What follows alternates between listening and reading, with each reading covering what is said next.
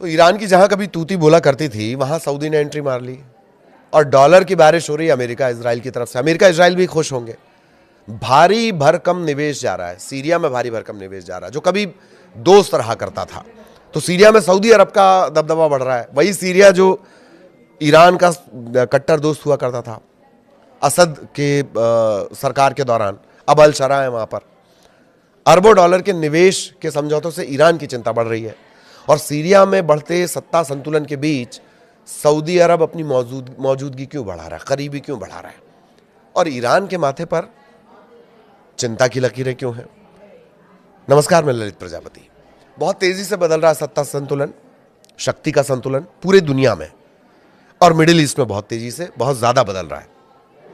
अब सऊदी अरब तेजी से अपनी मौजूदगी सीरिया में बढ़ा रहा है। दोनों देशों ने संयुक्त एयरलाइन, एयरपोर्ट विकास और $1 अरब की एक टेलीकॉम परियोजना समेत कई समझौते कर लिए। युद्ध के बाद पुनर्निर्माण के दौर में यह कदम क्षेत्रीय प्रभाव के नए समीकरण के संकेत माने जा रहे हैं।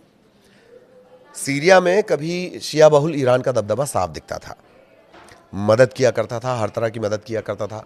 पिछली जो सरकार थी जिसका सत्ता पलट हो चुका है, उसकी मदद ईरान किया करता था, खुलकर किया करता था। वहीं अब हालात तेजी से बदलते नजर आ रहे हैं। युद्ध के बाद नए सत्ता समीकरणों के बीच सऊदी अरब जहां अपनी पकड़ सीरिया में मजबूत करता दिख रहा है। शनिवार को सीरिया और सऊदी अरब के बीच कई बड़े समझौते हुए। इसमें संयुक्त एयरलाइन और करीब करीब $1 अरब की एक टेलीकम्युनिकेशन परियोजना है।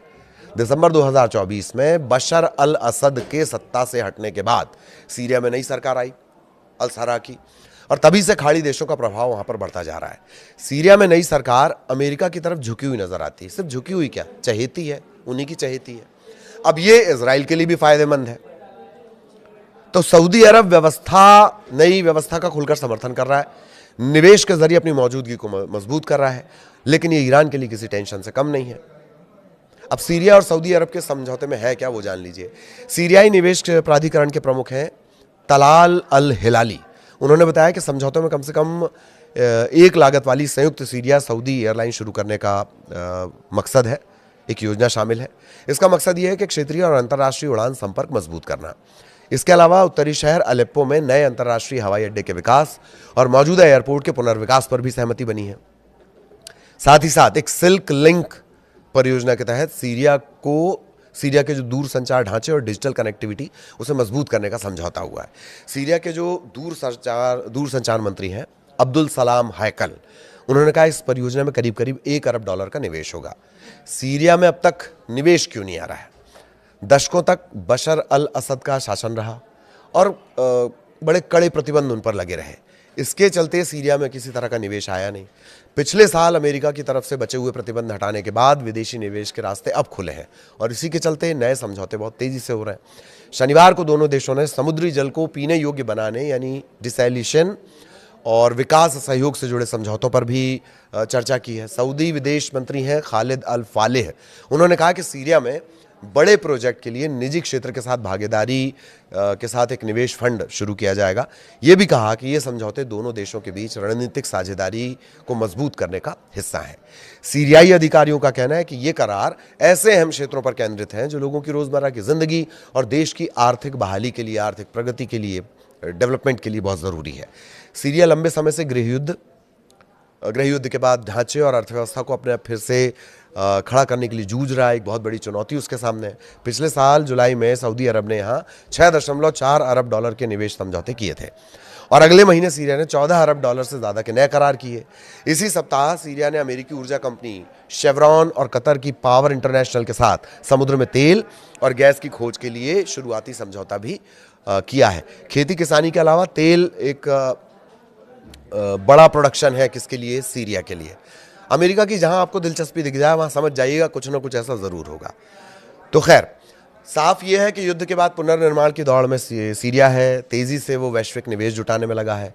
सऊदी अरब के साथ जो ताज़ा समझौते हुए हैं उस दिशा में बड़ा संकेत माने जा रहे हैं। अब सवाल यह है कि ईरान का तनाव क्या है। ईरान दरअसल बार बार जब ईरान अपनी युद्ध की बात कर रहा है तो ये भी कह रहा है, उसकी रणनीति को लेकर ये बात कही जा रही है कि जो अपने सहयोगी हैं, जो उसके अगल बगल के सहयोगी रहे हैं, उनके जरिए भी वो अटैक करेगा, उनकी ज़मीन का इस्तेमाल नहीं होने दिया जाएगा। इस बात को लेकर तो खैर कई स्टेट्स ये बोल भी चुके हैं कि हम अपनी ज़मीन का इस्तेमाल युद्ध के लिए नहीं होने देंगे। उम्मीद दरअसल ये थी ईरान को कि अगर ये इसी तरह से अलग अलग जो उसके पुराने दोस्त रहे, पुराने सहयोगी रहे हैं, उसमें कुछ गुट भी हैं, मिलिशिया गुट भी हैं, अगर वो इस तरह से टूटते रहे तो ईरान के लिए ये मुसीबत होगी। हालांकि सीरिया से संबंध तभी खराब हो गए थे जब जो असद सरकार गिरी है, असद सरकार के बाद जो नई सरकार आई है जिसका झुकाव अमेरिका की तरफ से ज़्यादा है, तभी से संबंध खराब है। और जो एक कट्टर दोस्त हुआ करता था उससे अब वैसे रिलेशन नहीं रहे।